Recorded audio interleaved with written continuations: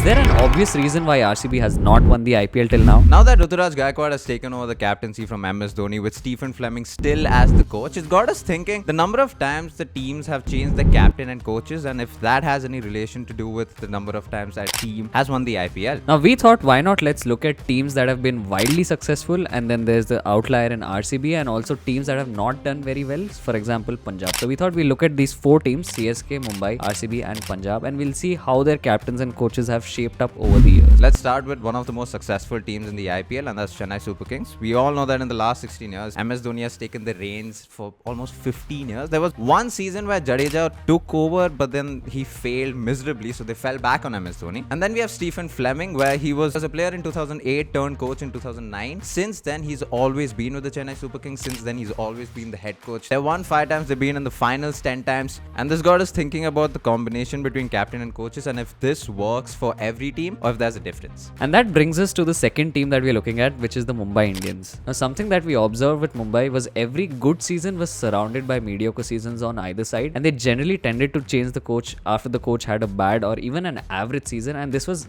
observed up until 2017. You're lucky if you've made it this far into the video. We have a sponsor. We have Punto Sports, who's going to be sponsoring us throughout the IPL. You stand a chance to win a bat signed by Rachin Ravindra. Just participate on our Instagram. You'll see all our reels. You'll also see our YouTube shorts. But go to our Instagram, guess the man of the match, and if you do it correctly, you stand a chance to win a bat. You can also win a grand prize, where if you go to our Instagram bio and fill up a form and answer all those questions, you can also win, where you can shop for worth 15,000 rupees at Punto Sports and buy all the sporting equipments that you want for free. After which there was stability in the coach and captain. Now, a couple of examples of this are Robin Singh in 2009, and they had a bad season, so they let go of Robin Singh. And same was the case with John Wright, who was there from 2013, but in 2014 he too had a bad season and Mumbai let him go. Now, coming to what we think is an anomaly with the RCB team, they've had 5 captains and 7 coaches in the span of 15 to 16 years. Now, if you look at it objectively and if you take a step back, you would think that they have won a title because it's very, very similar to Mumbai Indians and their trends. Now, a lot of people might think that the golden era of RCB was under Virat Kohli, where he captained for so many years, but in fact, it was Daniel Vittori's captaincy and Ray Jennings that brought about RCB's golden era, which was between 2011 and 2013, in which the first 2 years was Daniel Vittori as captain and then Virat Kohli took over. Interestingly enough, after Daniel Vittori retired from the IPL, he became the coach of the RCB squad with Virat Kohli the captain. And in the next 4 years, apart from the 2016 finals, they didn't really have a good run. They didn't really do well as a team. Also, why now we see different coaches and captains in the squad. Now, lastly, let's look at the Punjab Kings, or earlier known as the Kings 11 Punjab as well.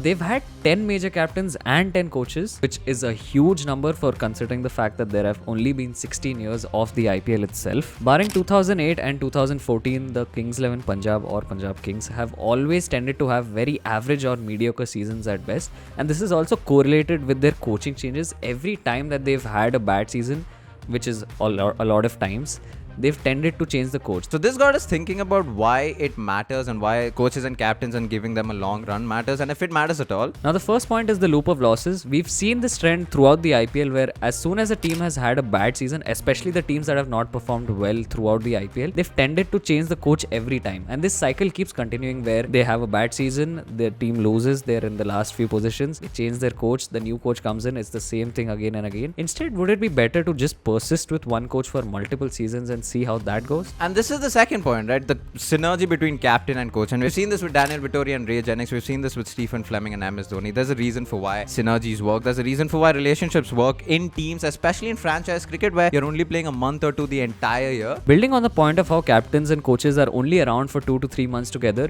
it becomes all the more important for the team to have the same set of captains and coaches throughout, so that they can sort of build a core around the team. And we've seen this over the years with the good teams like Mumbai, Kolkata and even Chennai, where their core has been mostly the same. Now, in the case of RCB, you can argue that there was a core, but the core was formed only of players who were performing in those seasons and not anybody else. Not many players were being groomed. And this brings us to the last point, and a point that is very, very underrated when it comes to franchise cricket, where team management off season, they go scout for players. They look at Ranji Trophy and Syed Mustaq Ali, and tournaments like these. We know stories of Jasprit Bumrah being spotted by Shane Bond for the Mumbai Indians. And the problem is, if you keep changing coaches and captains, and if you're going to announce the captain or the coach just few months before the IPL starts, you're not going to scout, you're not looking at new players. The only thing you're then going to look at are stats. And in the end, as much as stats are important, you also want to be able to see the players perform, you want to see them play, you want to see how they perform under pressure. This point brings all the other points together, because if you don't give captain coaches enough time to show what they've got and enough time to build that core and build that team management around them, then more often than not, your team's not going to do well. Now here's also taking a look at all the teams and their win percentages over the years. This has been our video, so like, share and subscribe, all that good stuff. We have a lot of links in our description below. We have a blog, we're on Twitter, we're on Instagram, we're everywhere, so go check us out there. Thank you so much for watching.